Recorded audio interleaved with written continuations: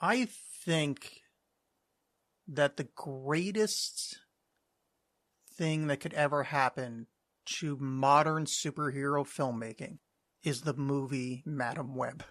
Didn't we just have this conversation? Oh, maybe in another timeline you saw this shit coming. Oh no, look, there's an old lady on a train that I'm talking to. Now it's a black guy playing with his phone. Movies are bloated and stupid and overdone, and I think we just need like 2 or 3 more bombs like this.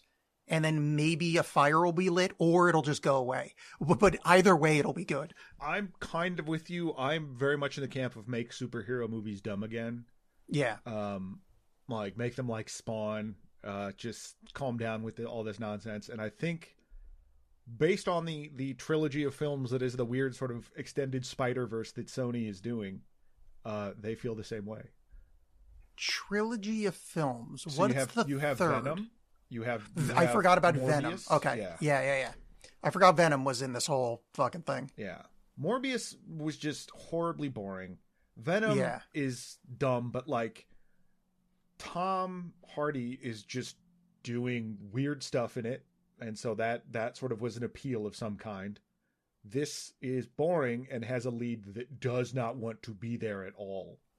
That is I mean, I don't have the info to do it, but I also don't really want to get too much into the whole, what's the lead actress's name? Dakota Johnson. I know Cindy Sweeney was the other name. Their names switched my head.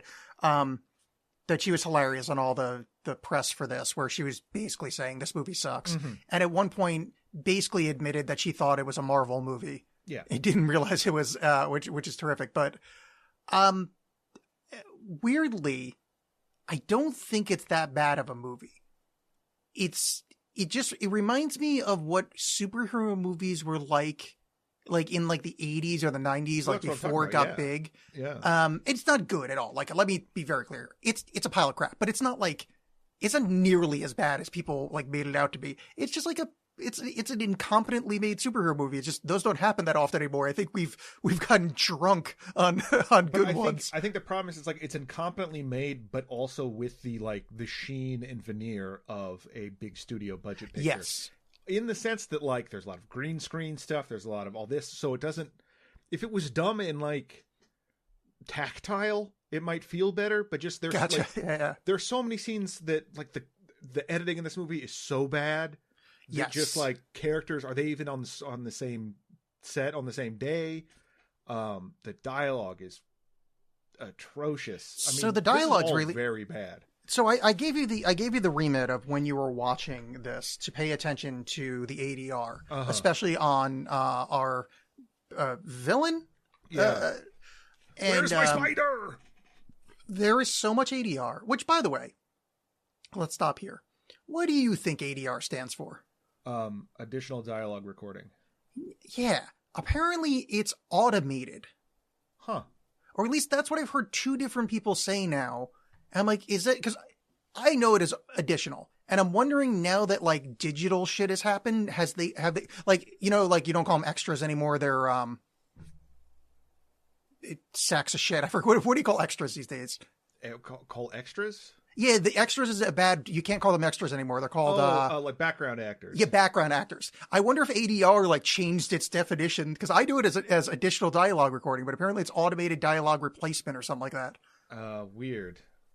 I'm looking this up now because that seems. Well, I heard 2 different people say it. I didn't actually look it up.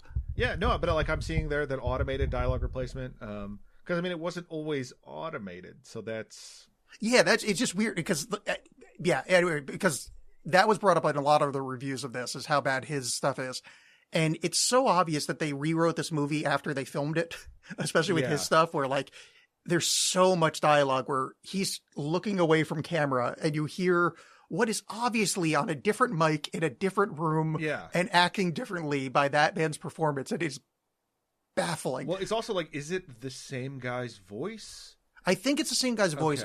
I think he's just doing more of a, I don't know how to word this. Like, you ever hear an actor do an audiobook reading?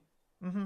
And they're like, their actor voice and their audiobook voice is like kind of different. I think that's his I'm alone in a studio voice. There's nothing for me to react to. Like I'm maybe watching the movie and trying to kind of get in the zone. Yeah, he sounded like not just in terms of like tonal quality and audio quality, but just his voice sounds like old kung fu movie dubbing. Just that kind of like, or old anime, that kind of stilted, weird delivery and just the tone of his voice, the way he talks sounds like it. But just, that it would always just be so, like he's looking somewhere else and going, where is my spider? And I didn't know if he was like, if he had like a Jordan Peterson voice or something, that they just had to dub over, where he was like, they're gonna come kill me. Is that what Jordan Peterson sounds like? I've actually never heard him speak. He's like a Kermit the Frog. He sounds like Kermit the Frog crying. Oh, okay. Got it.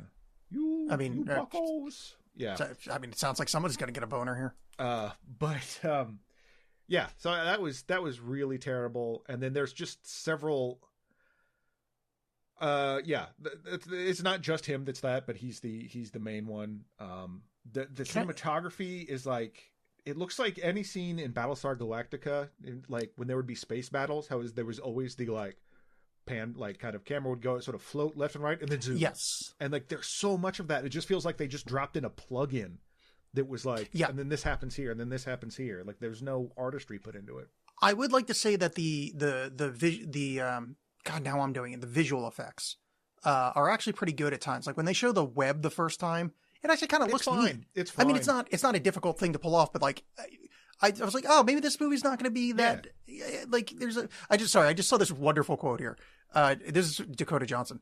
I've never really done a movie where you're on a blue screen and there's fake explosions going off and someone's going explosion and you act like there's an explosion. That to me was absolutely psychotic. I was like, I don't know if this is going to be good at all. I hope I did an okay job, but I trusted the director. She works so hard.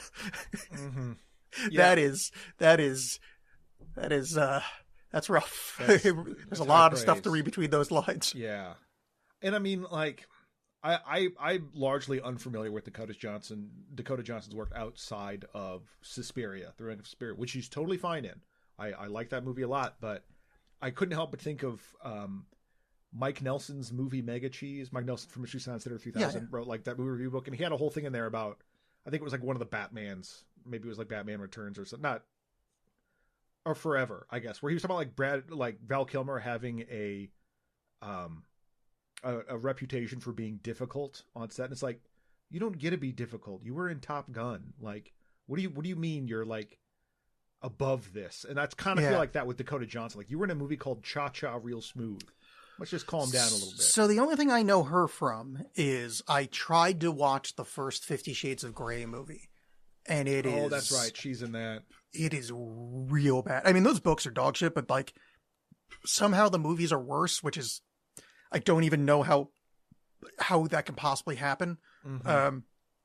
But I like her in interviews. Like she seems like an amusing person. Yeah. And it makes me feel bad that this movie happened to her. Yeah. I mean, it does, but at the same, like just that, like the fact that it's just like her performance was not, I'm wooden because I'm not very good at acting. It was, I do not want to be here.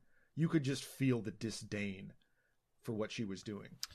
Yeah, the only part I would say, and it's one of the only highlights in this movie, I think her and Adam Scott had a bit of chemistry, and Adam Scott did his best. Well, and I think them together made chemistry is an exaggeration, but there was some life when they spoke to each other. Sure, but I think Adam Scott also has the thing of like, I'm playing this as wooden as hell, and you couldn't tell.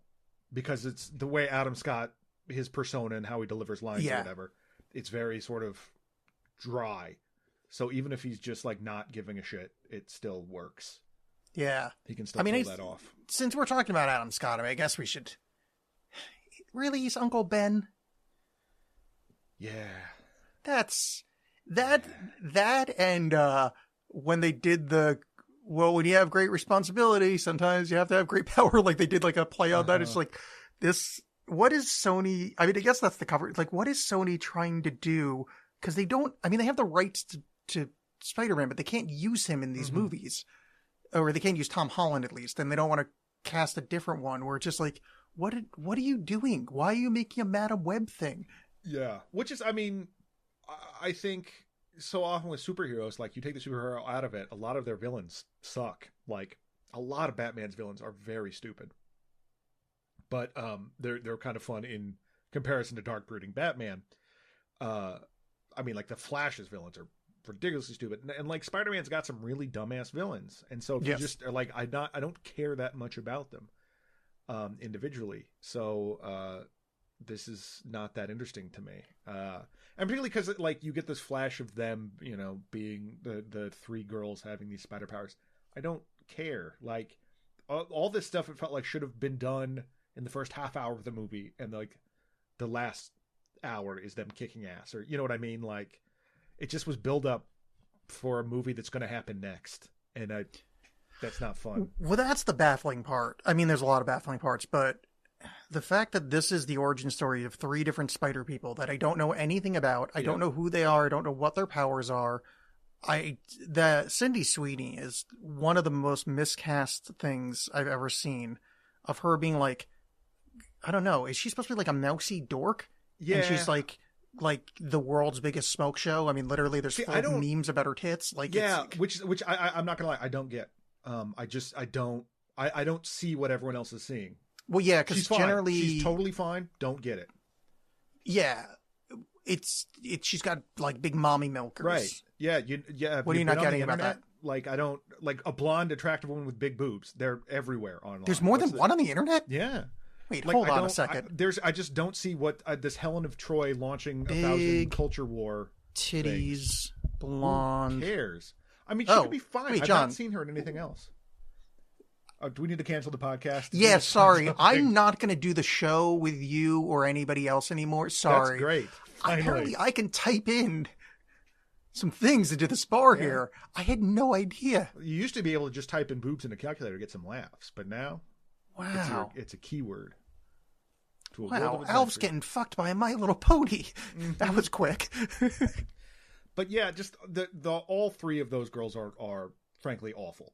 Like, the performances are whatever, but the characters are awful. Yeah, the characters are, because I think the tough skater girl sucks. She's just annoying. The two that aren't Cindy Sweeney, I thought did a fine enough job. I mean, it's a garbage script, but they did they did their job. No one gets out of this well, except for, I think, Hacker Lady. Not that she had much to do, but I think she did a fine Hacker Lady. Yeah, that's Zosiah Mamet, this David Mamet's kid. She was like a girl. She had a bit part in that the Under the Silver Lake movie, but she's fine. And that job felt like, or that performance felt like she was doing someone a favor. You know what I mean? It's like, you just need to sit in a room for a day, and we'll just go through some lines of dialogue real quick. Oh yeah, sure, because she didn't have to do very much. Yeah. But, she did well. And I think the lead villain guy didn't do a bad job. No one could have done that. Like, no one could do that. It's yeah, I don't know. I think he was pretty crappy. But I take your point that it's like he's in an unfortunate situation. Yeah, because there's some scenes where it's like he's trying to bring something to it and it's not working. Everything in the Amazon is like some of the worst stuff I've ever seen in my life. Oof, that was rough. The outfit of the spider people, beautiful. Yeah, they're weird, like just naked dudes in netting. Love it. And then just the concept of, so her mom is in the Amazon collecting spider stuff. She's about to give birth, but like, oh, she's so close to finding this spider. The spider's not going anywhere. It's still going to be there, but she's got to research. She's got to put, publish or perish. I don't know if she's got a tenure or something she's trying to get, but she's got to get the spider thing. Turns out the bad guy, who was her guide, totally screws her over, and to steal the spider, and in the process shoots her in the belly, which kills not the baby but her. Well, okay, so I figured out something later about this. Well, one, he's a security guy. He could have just punched them and taken the spider. This is totally, but whatever. I'm not trying to poke holes there. Here's what I didn't realize. Because I wasn't paying attention to the scene, because I read a description of the movie later, and apparently there's a scene in the movie that I totally missed. I fought hard to not be on my phone. I'm going to tell you, my phone won more than often. But this felt like one of those movies that was designed to be a second screen movie, but I think that's doing a second screen a disservice. Just put it on your phone. It's fine. For this one. Apparently there's a scene that describes that the reason she's in the Amazon is that the spiders will cure the genetic condition. I'm right. sure I heard those words, but because I checked out of the movie by that point. Yeah. And I was like, I don't care anymore. But you're right. Yes, because technically, Cassandra Webb, which beautiful. It's every time just beautiful. She was going to be born with some genetic disorder, and so the mom, to prevent that, was like, look, I heard a guy tell me once about a possible spider somewhere. I have to go down there. And it's like, sure, you do. It's like embarrassingly bad. All of that aside, my favorite bit about that is that the spider people go and get her, see like, oh, we can't do anything for her. So make a spider bite her to make her give birth. Or like do whatever they're like, no, we'll take care. We know why you're here somehow. Oh, because they have future seeing powers. Yeah. We'll make the spider bite you, and then that'll cure the baby, and then you'll give birth to the baby here, and then we'll just throw the baby away. Yeah. So there's a lot of background to these spider people they bring her to America somehow, and she gets in the American adoption system. When she goes back to the jungle, and that spider guy shows up wearing just like an LL Bean shirt. Yes. Like he's just like a normal ass guy. They paint these as these hyper sophisticated. We're in touch with nature. They probably like the plants taught him how to make DMT and become spider people. And then he walks out. I think he's got an ascot on. Like it's the funniest fucking thing in any movie ever. It's so stupid. And just that she gets he puts her into the foster system.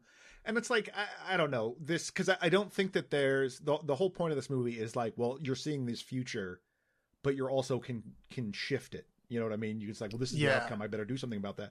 So if his whole thing is that, well, I see this future that this is going to happen, why don't you just not have that happen? It's very confusing. So like he did Ezekiel. Mm-hmm. He got bit by the spider, right? Mm-hmm. Like that's established. That's how he has like crawling on the ceiling powers. Yep. But he didn't get future sight, or only got that one vision? Yeah, he's got some future sight. He's basically just sees that, I guess. So why? Okay, whatever. I'm not trying to get too into this, but like, all right, I see these people becoming spider people and taking me down later. Why don't you just like retire in Spain? Yeah. Just move. You have the magic spider. Just move. Go to live in rural Japan. What are you doing? You've won. You literally won. Well, I also like the bit where his sidekick, his oracle, Josiah Mamet, playing Amaria, where she's like, when she finds them in the train station, and she's like, why are they all in the same place? It's like, the three of them killed this guy. It's weird to you that they're together? You know what I mean? Yeah. Like, that was such a, there's so many little things like that like, was this just generated by an AI or just no one cared?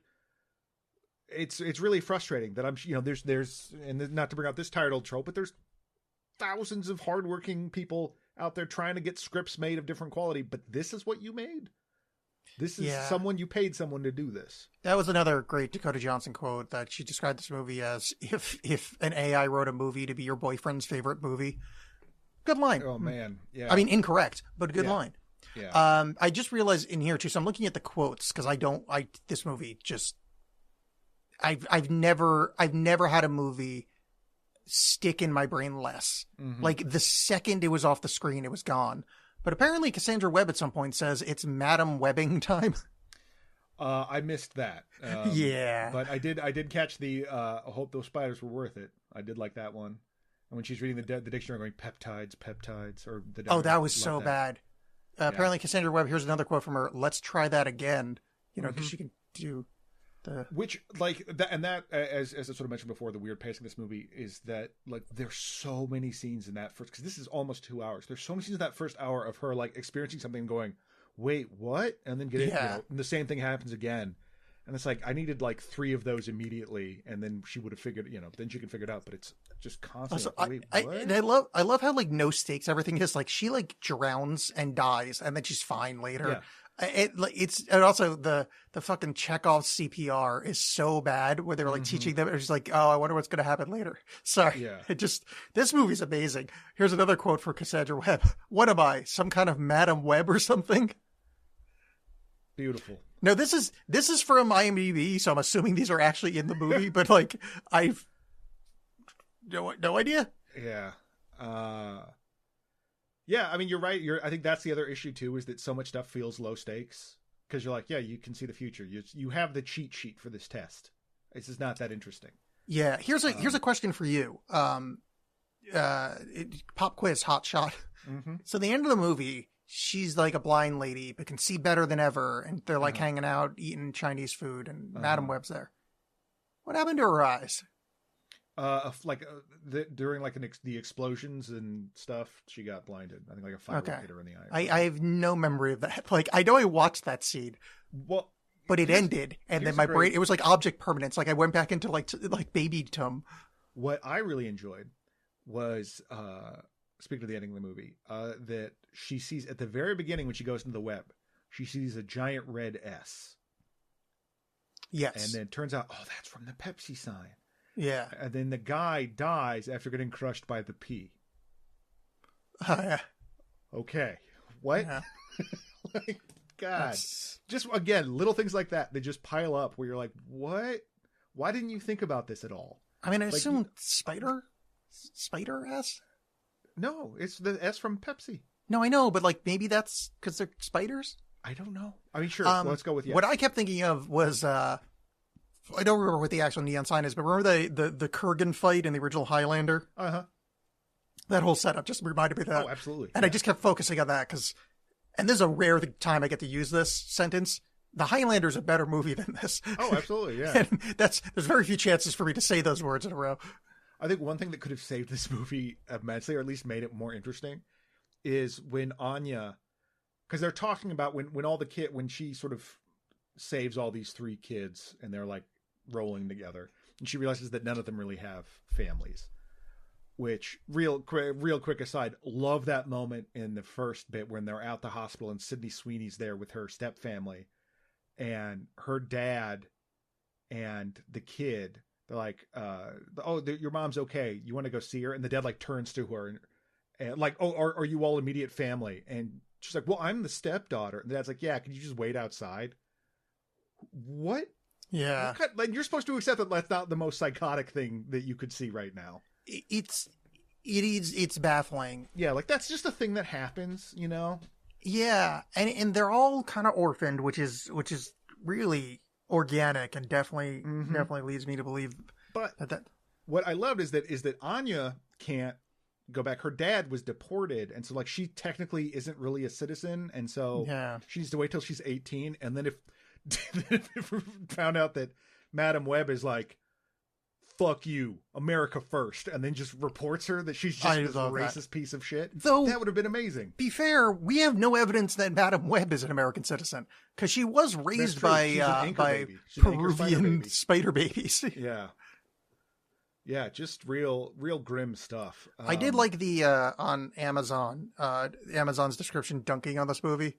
Mm-hmm. Its description is what's her name? Cassandra Webb goes into the Amazon where her mother died while looking for spiders. Like it's the memed thing because somebody at Netflix understands. Well, I think there's an issue too.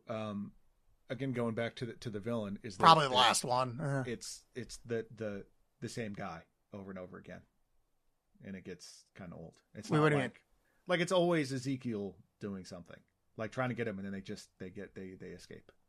It just gets yeah. It's not like he has an army of dudes or there's like gotcha. No, that did get boring. Yeah, and Haas or whatever. Also, he's terrible at being a spider villain. Yeah, not good. And so let's wait. Here's I laughed out loud about this a lot while watching this, and I should have written down the parts, but like I hated it. The fact that there's 2 different fight scenes. One, there's no action sequences in this movie, like almost none. But there's 2 different scenes where Cassandra hits the guy with a car or an ambulance, and when she drives that fucking ambulance through a billboard, drops out of the sky, bounces off something, and then hits him. It is Yeah. Mwah. That's some good stuff. I will give this movie that. Yeah. It's real weird. I don't know what else to say about it. Like it is kind of like, because that first like 45 minutes I was beaming. I was having a great time. Like this is awful, but like this is stupid enough that I'm on board. Like when somehow she just has no idea how to talk to normal people. Like that little kid offers her a picture he drew and she's like, ugh, I don't know. Or like she's at the baby shower and it's like, oh, were we at a baby shower? Let me talk about how my mom was brutally murdered. I mean, it's funny, but it's like, why would you have just no idea how to interact with other human beings? Well, she was raised by spider people, so. I guess. No, she wasn't. They kicked her to the curb. They didn't want her either. Yeah, it's true. Here's something in the goof section that I feel like you might actually associate with. Love goofs and gags.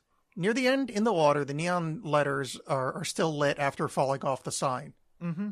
That's actually a really good point, because the power disconnected. Yep. So, like, it would, like, the neon would, like, dissipate pretty quickly, and then it would, like, yeah. Yep. So, that's really dumb. And I wish I'd thought about that, because, like, now that I think about that, yeah, that's real stupid. So the director, S.J. Clarkson, mostly does TV. Yeah, famous for making a $30 million Game of Thrones spinoff that was never aired.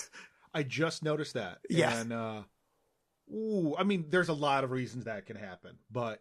I can't imagine it's the director's fault, but it is interesting choice. And also the writer of Morbius. She wrote Morbius? I believe so. No, I mean, the writer of this movie is the writer of Morbius, not...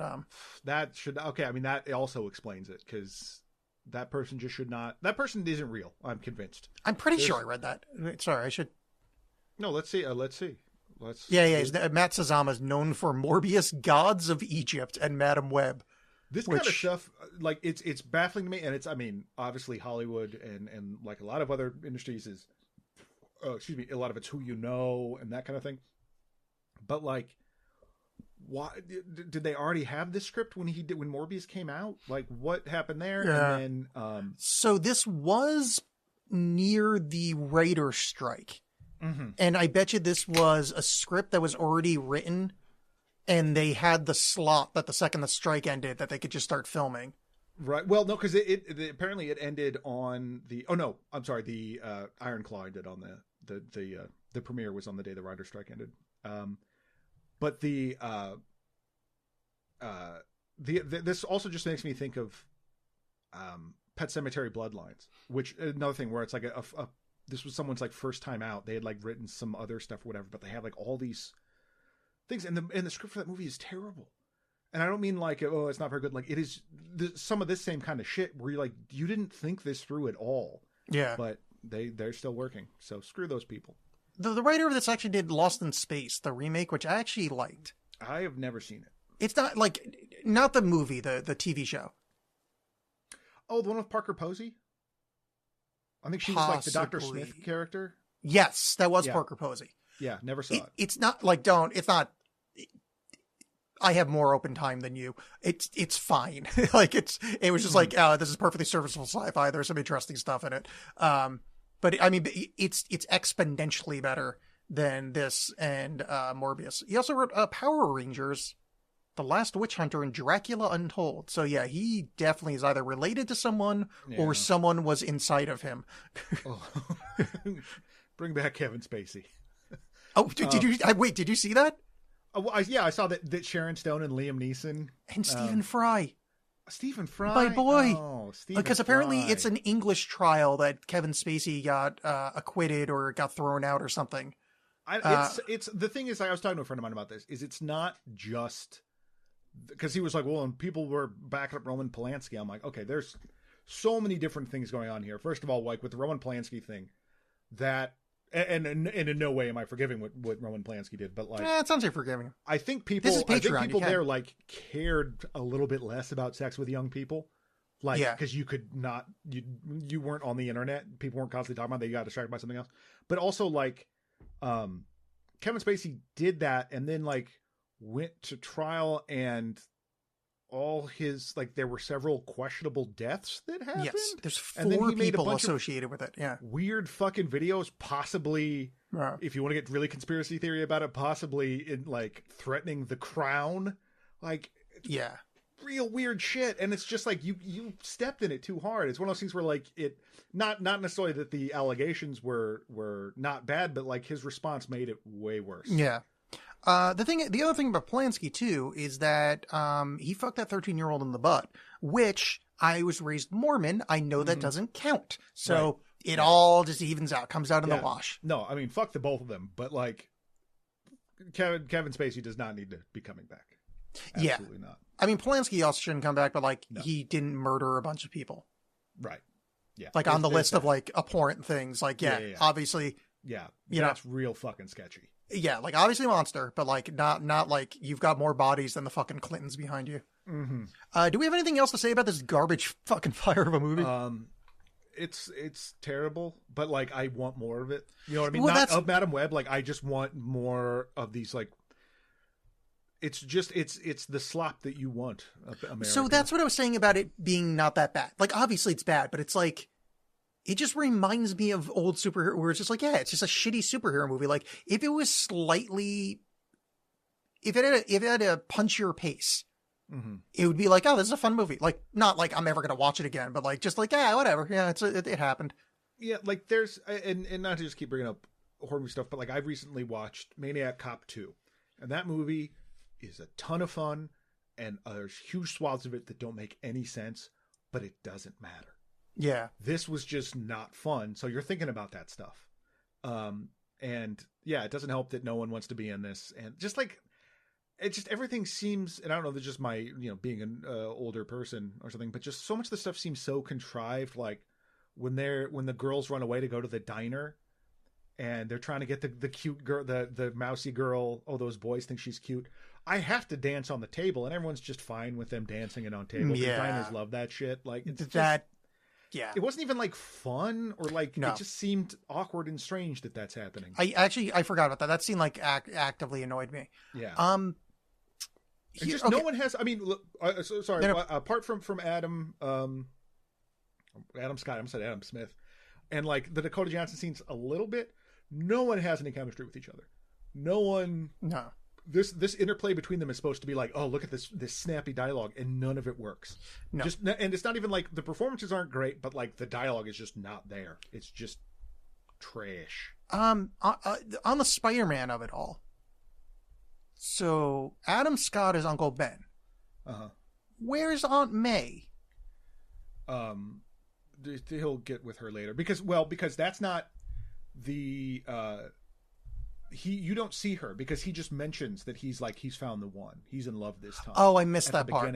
Because it's very awkward because she's like, she makes some reference to like him just like plowing through people or whatever. But then he like looks at her. So I'm like, is the thing that it's her, that he's way into her? But no, it's just that he's got this secret other one and that other lady. Oh no, that's fine. That actually that answers my thing. Cause I was like, I know that Peter's parents die like, when he's real young, so it's like, I mean, if May's not even in their fucking life yet, maybe like. I mean, it'd be great if they do the whole like, his parents are robots that were spies or something. If they were able to make another one and go down that road, I would be on board because they would do it so poorly. It would be great. Yeah, this movie's not good.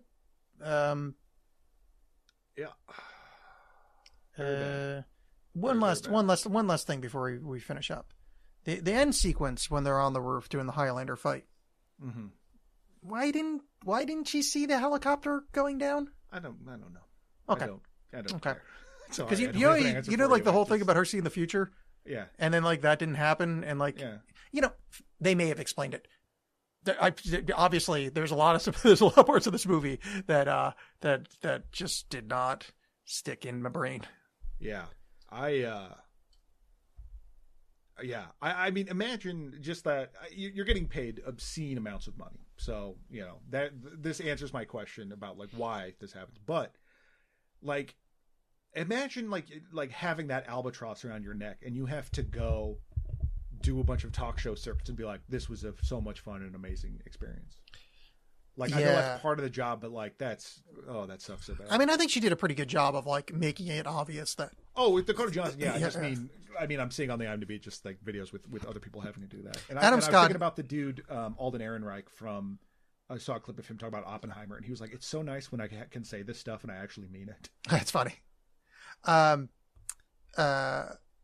Scott, I heard an interview with him talking about this and dripping with sarcasm. Just dripping with Skarsgård. Dripping with sarcasm. It was really, it was something else. I did keep thinking of Spider-Man, turn off the dark. Yeah. Okay, can we not talk about this movie ever again? Yeah, that sounds fine. All right, cool. All right, everybody, go. I don't have to tell you anything. You subscribe to this. You already know our stuff. See you next time. Bye-bye.